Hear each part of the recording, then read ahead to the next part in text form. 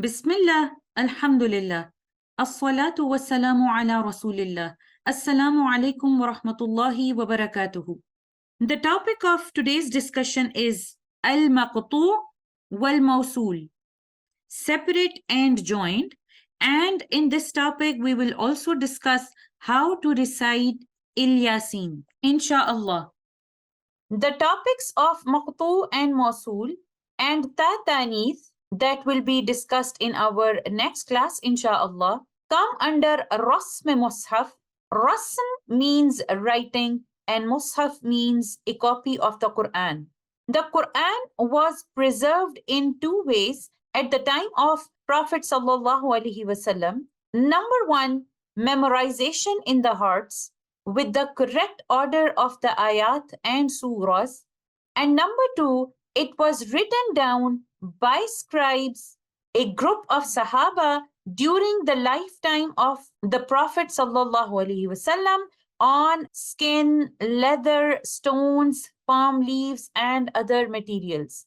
Completion of the writing of the whole Quran was done in front of the Prophet Sallallahu Alaihi Wasallam with whatever tools were available at that time, but the Quran was not in a book form. This is how Quran existed in a written form during the lifetime of Prophet Muhammad sallallahu alaihi wasallam. In the time of Abu Bakr, may Allah be pleased with him, a complete copy of the Quran was compiled and it remained with Abu Bakr radiallahu an until he died. Then with Umar radiallahu an until the end of his life, and then with Hafsa, the daughter of Umar, may Allah subhanahu wa ta'ala be pleased with both of them. As the Islamic empire began to grow under the caliphate of Uthman ibn Affan, and more people were entering into the folds of Islam, if a student heard someone reciting in a manner different from what he knew, he would denounce him and accuse him of making a mistake. And this went on until there came a time when Sahaba feared that there would be a fitna, a trouble between the Tabi'een and the successive generations. So they thought that they should unite the people and resolve the matter. And Uthman, may Allah be pleased with him, was consulted and he agreed with this opinion. Uthman radiallahu an then copied from the Mus'haf that was with Hafsa, may Allah be pleased with both of them, and made several copies and sent them to different lands like Makkah, Medina, Basra, Kufa, Sham, Bahrain, and Yemen. And he also sent a teacher with each copy to teach the recitation of the Quran in the authentic way that was approved by the Prophet sallallahu alaihi wasallam, common for that area. The copies of the Quran that we have today are from these copies that were compiled in the time of Uthman radiallahu anhu. For this reason, the manuscript of the Quran as it exists today is also known as Uthmani Mus'haf. Now let's begin the topic. Al-Maqtoo comes from the word al-qata, that means separate, cut, or disconnect. And in the sciences of Tajweed, we define Maqtoo as when a word is written separately from what follows it. In other words, these are the words written as two different words separate from each other. And al-Mawsool comes from the word al-Wasl, that means connected, attached, or joined. And in the sciences of Tajweed, we define Mawsool as when a word is written in a way that it is connected with what follows it. In other words, these are the words joined with another word in writing. So our discussion will revolve around those words that are either written separately or connected together in the Quran. And the topic of Maqtoo and Mawsool is related to the previous lesson that we have discussed, which is Waqf and Ibtida, because in the Uthmani script, there are certain words that are written separately as two different words and written together as one word at another place, although the pronunciation is the same. For example, if you see here two words, inna with ma, here these words are written separately as two different words, and here innama, these two words are written together as one word. The pronunciation is same whether you are reciting when they are written separately like innama or when they are joined together innama. The pronunciation remains the same, but this one is called Maqtoo, written separately as two different words, and here this is called Mawsool, written together as one word. And in the Mus'haf, we need to know where the words are written in a Maqtoo form and where they are written in Mawsool form. And by understanding the script of the Quran, and by knowing that in actuality these are the same words even though they appear in two different ways, this helps us in waqf and ibtada. The understanding or information of these words assures that we don't do waqf in the middle of the two words when we should be reciting them together, or starting from the middle of the two words, whereas in actuality they should be read together. The discussion of Maqtoo and Mawsool words is of three main types. Number one, those words that Uthmani Mus'hafs agree are written separated in all situations. Number two, those words that Uthmani Mus'hafs agree that are connected in all situations. And number three, those words where there is a difference in the Musahif, whether the words are written connected or separated. And when there is a difference between the different copies of the Quran, we must follow the rasm or the writing of the Quran. It would be a mistake to read it other than what is written. And the benefit of knowing this topic helps the writer of the Quran, where the words are written as maqtu', yani separated, and where the words are written mawsool, yani connected. And it also helps the memorizer of the Quran when a teacher tests him or her from the memorized part of the Quran and asks to stop at a particular word. The knowledge of maqtu' and mawsool helps the memorizer of the Quran to know how to stop in a proper manner. And the understanding of Maqtoo' and Mawsool is also beneficial for a reciter who is reciting from the Mus'haf.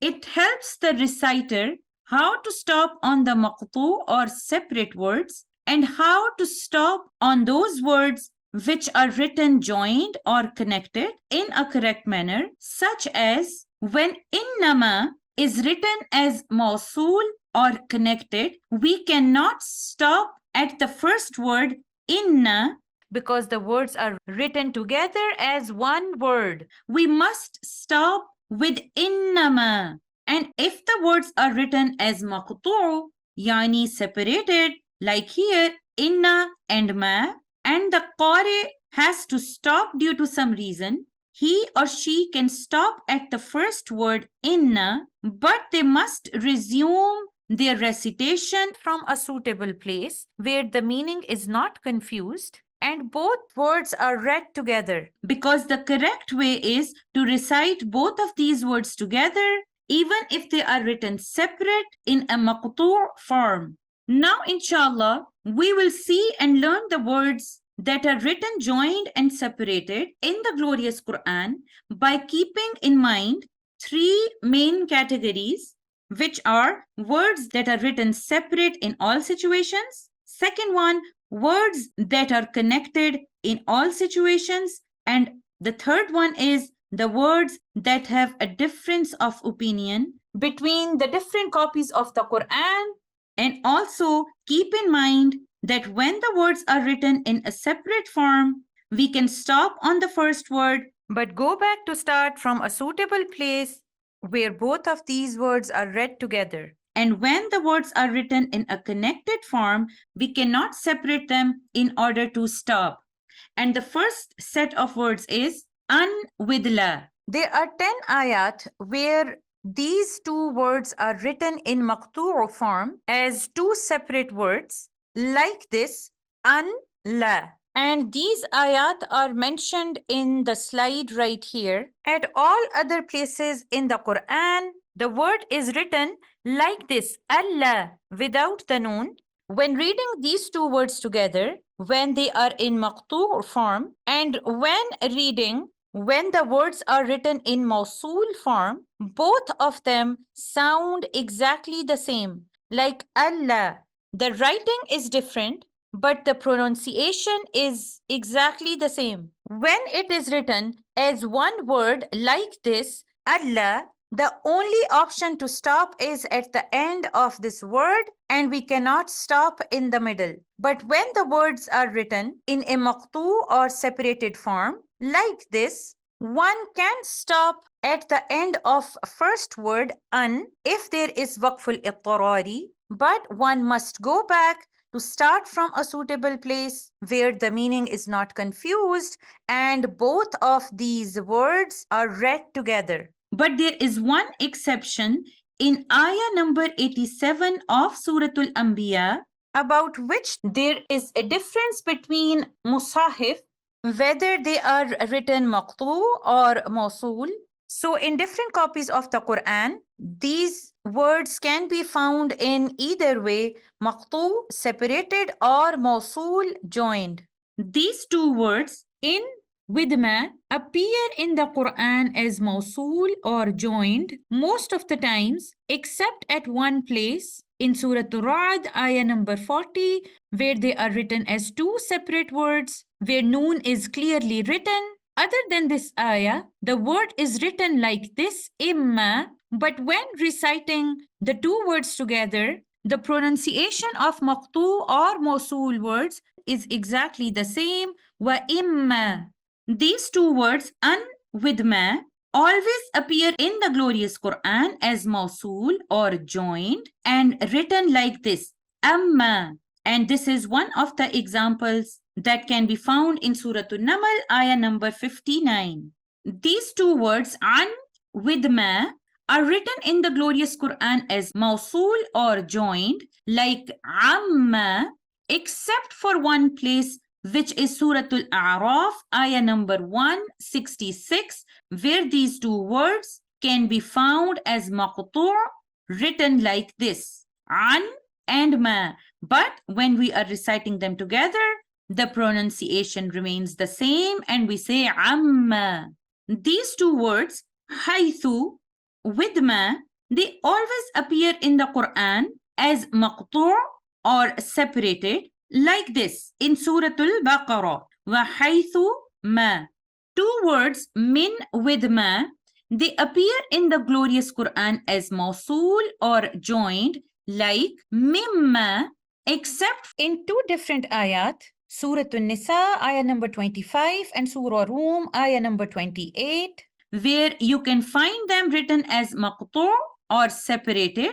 But in Surah Al-Munafiqun, ayah number 10, there is a difference between different copies of the Quran. So in some copies of the Quran, you may find them written as two separate words like this. And in some other copies of the Quran, you may find them written as one word like this. The word with man.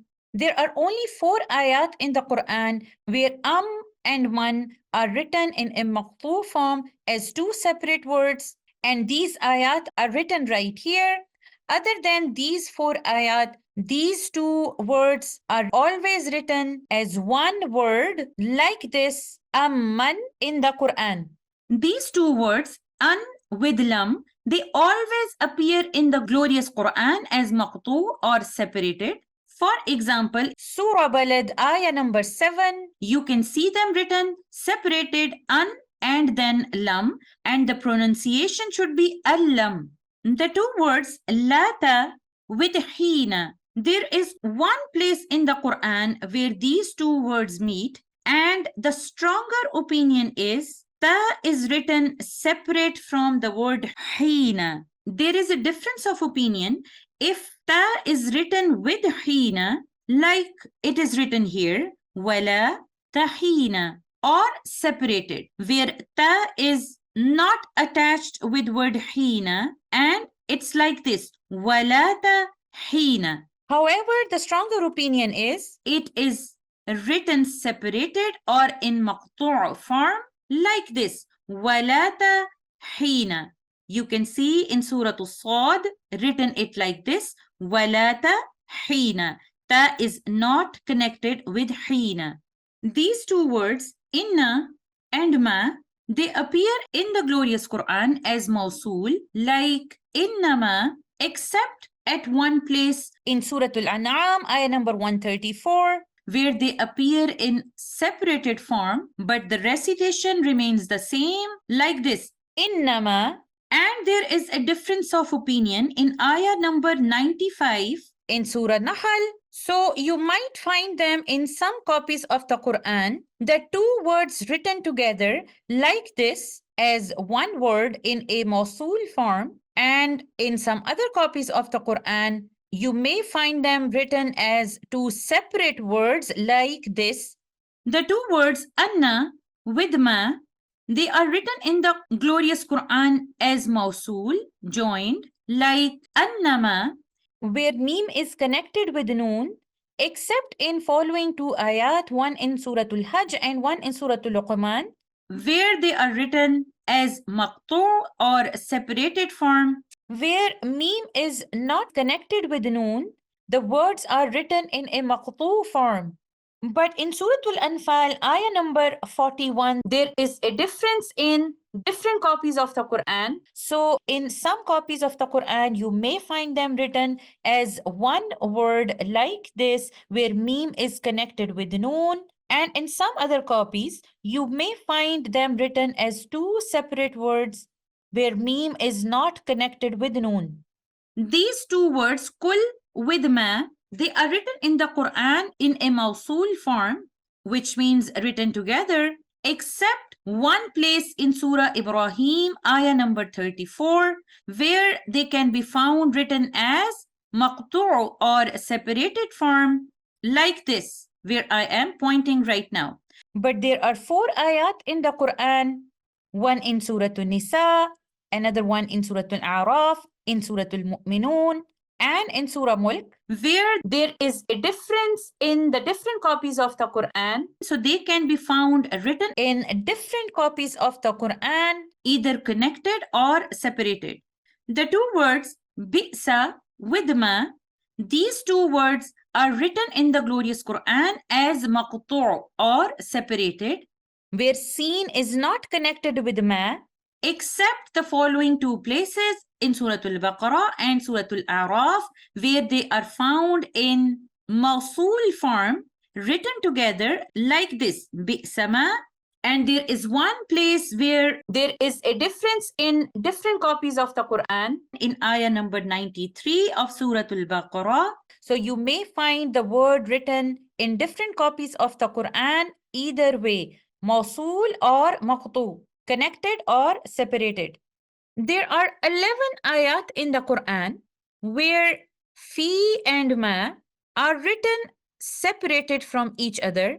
They are written as two separate words like this, where you can see fi is not connected with ma. Other than these 11 ayat, the two words are always written connected, and they are written as one word in Mawsool form. Aina with ma. Mostly it is written in the Quran in a Maqtoo form as two separate words like this, except in two ayat, one in Surah Al-Baqarah, where you can see them written in a Mawsool form, Aynama, as one word, and the other one is in Surah An-Nahl, where these two words are written in a Mawsool form. And in three different places, there is a difference in different copies of the Quran about these two words. One in Surah An-Nisa, ayah number 78, another one in Surah Al-Shu'ara, ayah number 92, and the third one in Surah Al-Ahzab, ayah number 61. So you may find them written in the different copies of the Quran, either way, Maqtoo, like this, or Mawsool, like this.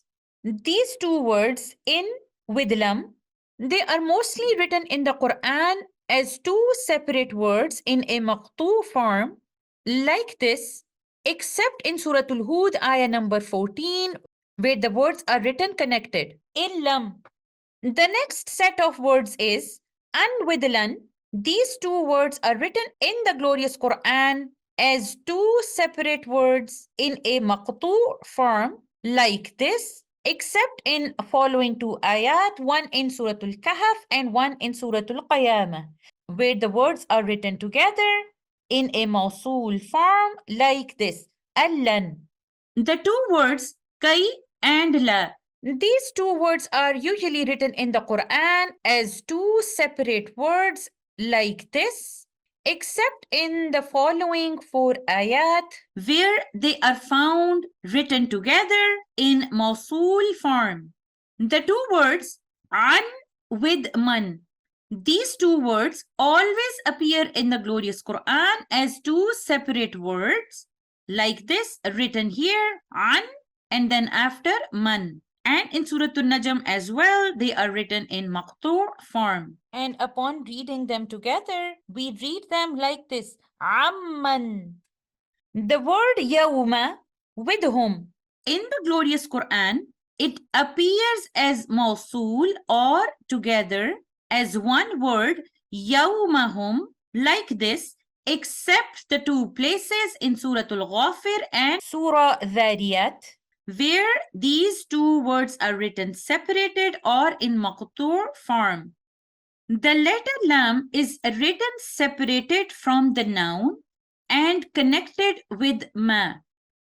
In four places in the glorious Quran, the letter lam, which is lam al-jar, is disconnected with the words hada, haula'i, and alladina. The original is lihaula'i, lihada, and lilladina.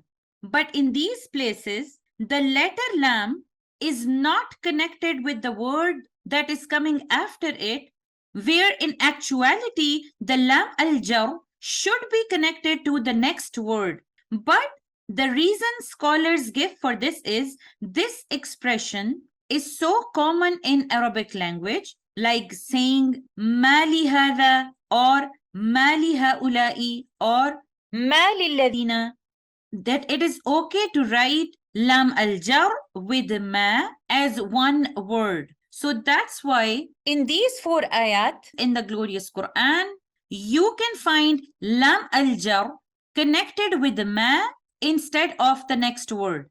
But at many other places in the glorious Quran, the lam al-jar is connected with the noun and not with ma. For example here, ma lakum, ma للظالمين وما لأحد.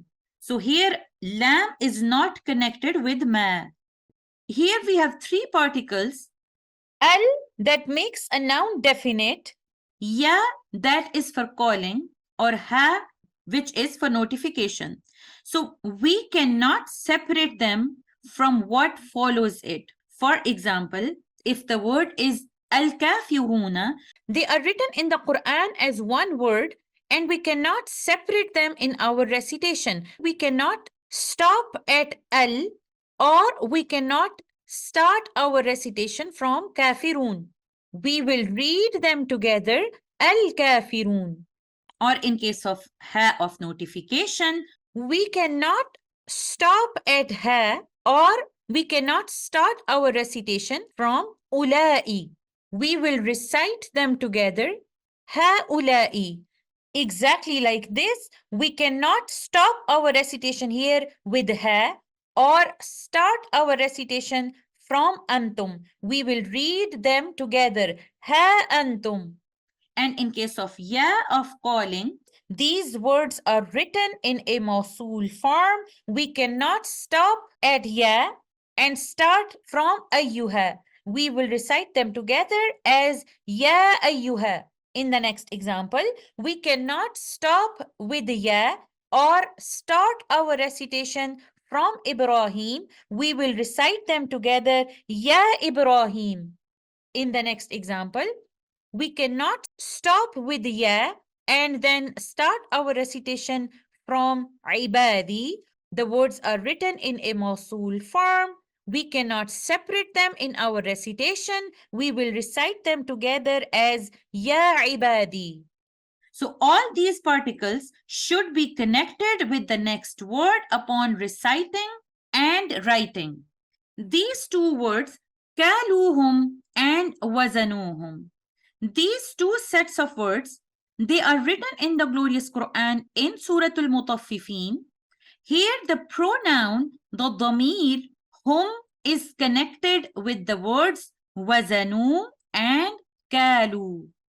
So hum must be recited with wazanu and kalu, because if they are written as two separate words, there would be alif at-tafriq, the alif that separates the two words. Like this, wazanu, a separating alif and then hum. And here, kalu, then a separating alif and then hum. But because they are written in the glorious Quran like this, kaluhum and wazanuhum, there is no separating alif after kalu or wazanu. We cannot stop our recitation at kalu or we cannot stop our recitation at wazanu. We will treat kaluhum as one word and wazanuhum as one word because they are written in a joined Mawsool form. An with law. These two words are written in the glorious Quran as two separate words in Surah Al-A'raf, in Surah Al-Ra'd, and Surah Al-Saba. And upon reading the two words together, we will recite them like this, Allah. But there is a difference in the copies of the Quran in ayah number 16 of Surah Al-Jinn in regards to these two words. So you may find them written in some copies of the Quran as two separate words like this, and maybe in some other copies you find them written in a Mawsool form like this. But the pronunciation when reciting the two words together or when the words are written in a Mawsool form remains the same, Allah. The two words ibn with These two words are written in the glorious Quran in Surah Taha, ayah number 94 in a Mawsool form, where the two words are written together, yabna but in Surah Al-A'raf, ayah number 150, they are written separated or Maqtoo, and you can see here, qalabna The next two words, ni'im with ma, they appear in the glorious Quran as Mawsool or joined, written together as one word that you can see in Surah Al-Baqarah, فَنِعِمَّا, and Surah An-Nisa, ni'imma. These two words, mah with ma, appear in the Quran only once in Surah Al-A'raf, ayah number 132, and they are written in a Mawsool form, mahma. The two words, ruba with ma, they appear in the glorious Quran only once, and they are written in a Mawsool or joined form, rubama. These two sets of words, yawma with id and hina with id, they appear in the Quran as Mawsool or joined form, and this is how you find them written in the Quran, yawma idin or hina idin. These two words, way and ka'anna, they appear in the glorious Quran in a Mawsool or joined form, like you can see here in Surah Al-Qasas, ayah number 82, way ka'anna. So way is joined with ka'anna. And here in Surah Al-Qasas again, in the same ayah, way ka'annahu. Way again is joined with ka'anna. So they appear in the glorious Quran in Mawsool form. The two words in with la, they appear in the glorious Quran as one word written like this, illa. But the word illa, which is composed of the two words in and la, is different from the word illa, which means except.